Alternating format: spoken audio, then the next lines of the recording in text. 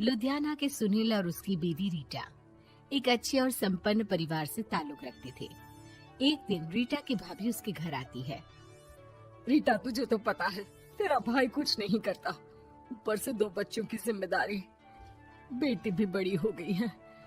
तू तो बुआ है, कुछ मदद कर सकती है तो कर देना। कहाँ पैसे हैं भाभी, बस समझ लो किसी तरह हम लोग भी दिन काट रहे हैं। 2 ही तो कार है और मेरी बेटी भी बड़ी हो रही है। अब उसके लिए कार लेनी है तो 10 लाख का खर्चा तो लग ही जाएगा। तभी वहाँ सुनील आ जाता है। अरे शशि, क्या है, तू हमेशा पैसों के लिए परेशान क्यों रहती है? वैसे क्या जरूरत थी बेटी की शादी इतने बड़े घर में तय करने की? अरे पैसे नहीं थे तो ऐसे ही कर देती कहीं शादी। इतने बड़े होटल में क्यों कर रही है शादी? लेकिन यहाँ तो मामला शादी का है, डेट तय है। दरअसल तेरे भतीजे के पीएफ के पैसे आने हैं, पर उसमें देर हो रही है। जैसे ही पैसे आ जाएंगे मैं तेरे अकाउंट में डलवा दूंगी। ठीक है, हम लोग सोचकर बताएंगे। तभी वहाँ भतीजा आ जाता है। फूफा जी, आप लोग ही मदद कर सकते हैं, वरना तो कैसे काम होगा समझ में ही नहीं आ रहा। मैं वादा करता हूँ जैसे ही पैसे आ जाएंगे मैं आप लोगों को वापस कर दूंगा। हाँ भाई, ठीक है। अब देख भाई, हमारे लड़के तो सारा दिन घर पर पड़े रहते हैं, ना कमाते हैं ना कुछ कमाने की इच्छा रखते हैं। लेकिन चल, ये ले, कितने पैसे चाहिए? जी 4 लाख रुपए। ठीक है, लेकिन पैसे ध्यान से वक्त पर वापस लौटा देना। सुनील मुसीबत के वक्त बीवी के भतीजे की मदद तो कर देता है, लेकिन उन लोगों के जाने के बाद देख ले रीटा, तेरे मायके वालों ने मांगा तो दे दिया, वरना इन लोगों का मुझे कोई भरोसा नहीं है। अरे क्यों भरोसा नहीं है? इससे पहले तो कभी इन लोगों ने आपसे मदद भी नहीं ली। हाँ, ली तो नहीं, लेकिन पैसे की किल्लत ही रहती है ना इन लोगों के पास। अरे ठीक है ना, नहीं लौटा पाए तो भतीजे के ससुराल से निकाल देंगे। सुना है बड़े घर में शादी हो रही है। सुनील और रीटा पैसे तो दे देते हैं, लेकिन अगले रोज ही। हाँ भाई साले साहब, क्या हाल है? ठीक हूँ जीजा जी। क्या बात है, सालों बाद आपका फोन, जरूर कोई बात होगी, बताइए ना। अरे वो तेरी बड़ी भाभी आई थी, बेटी की शादी कर रही है ना, तो पैसे लेने के लिए मैंने दे दिए 4 लाख। सोचा भाई किसी गरीब की बेटी की शादी हो रही है, पुण्य मिल जाएगा। अच्छा किया जीजा जी, उनका बेटा बहुत मेहनती है, जल्द ही लौटा भी देगा। वहीं रीटा भी फोन करके हर किसी को पैसे देने की बात करती है। रीटा की भाभी शशि के पास उसके भाई का फोन आता है। तूने सुनील से पैसा लिया है क्या? नहीं भाई, सिर्फ बात की है, बोल तो रहा है कि दे देगा। वो लोग मदद करने वालों में से नहीं है, और मदद कर भी दे लेकिन समाज में गा गा कर हालत बुरी कर देते हैं। अब गाने दीजिए ना भाई, मैं क्या कर सकती हूँ, मेरे पास कोई ऑप्शन भी तो नहीं है। बेटी की अगले हफ्ते शादी जो है। शशि की बेटी की शादी हो जाती है, लेकिन शादी के 1 महीने बाद ही सुनील का फोन भतीजे के पास आता है। हाँ भाई, शादी तो हो गई हम लोगों की दुआ से। अब देख, ऐसा ही फायदा होता है पैसे वाले रिश्तेदार हो तो। तेरे वक्त पर हम कैसे खड़े हो गए थे, लेकिन अब पैसा लौटा दे भाई।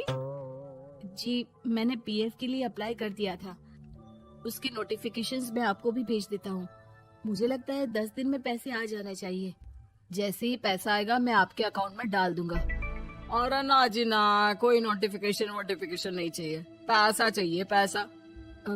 ठीक है अंकल, बस 10 दिन का समय दे दीजिए। अभी हफ्ता भी पूरा नहीं होता कि भतीजे के पास उसके गांव के दूर के चाचा का फोन आता है।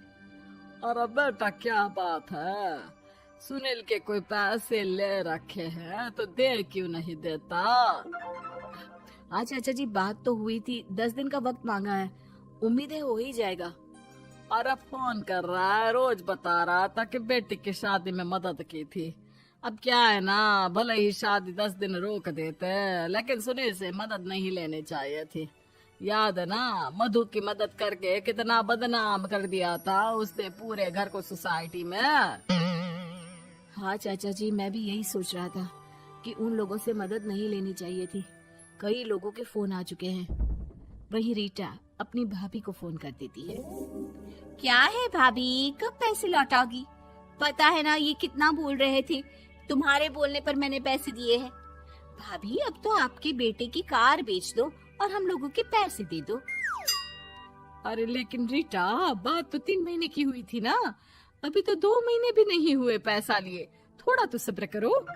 नहीं नहीं भाभी, वैसे मेरा बेटा टिक्कू आ रहा है आप लोगों के घर रहने के लिए, उसको अच्छे से खिलाना पिलाना, समझी। भाभी को समझ में नहीं आता कि वो क्या करे। वो बेटे से बात करती है।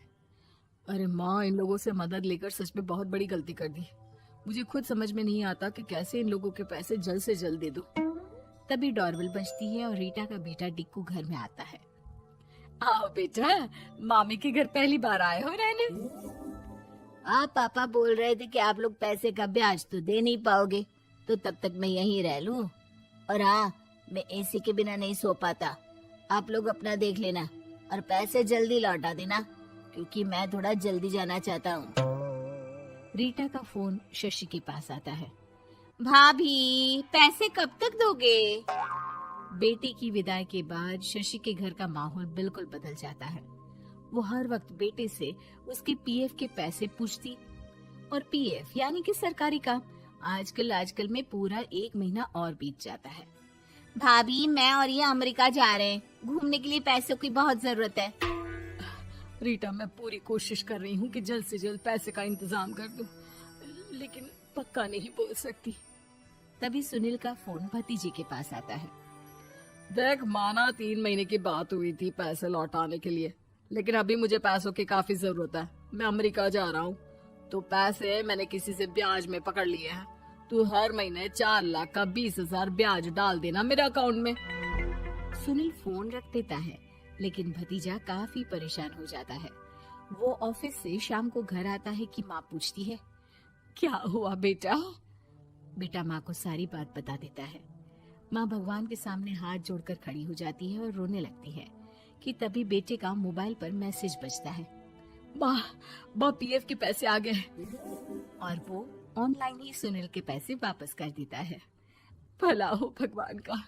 लेकिन आज एक बात तो समझ में आ गई, मदद हमेशा उन लोगों से लो जो मदद के बदले आपसे मदद में दी गई रकम ही वापस लें, ना कि समाज में आपकी इज्जत।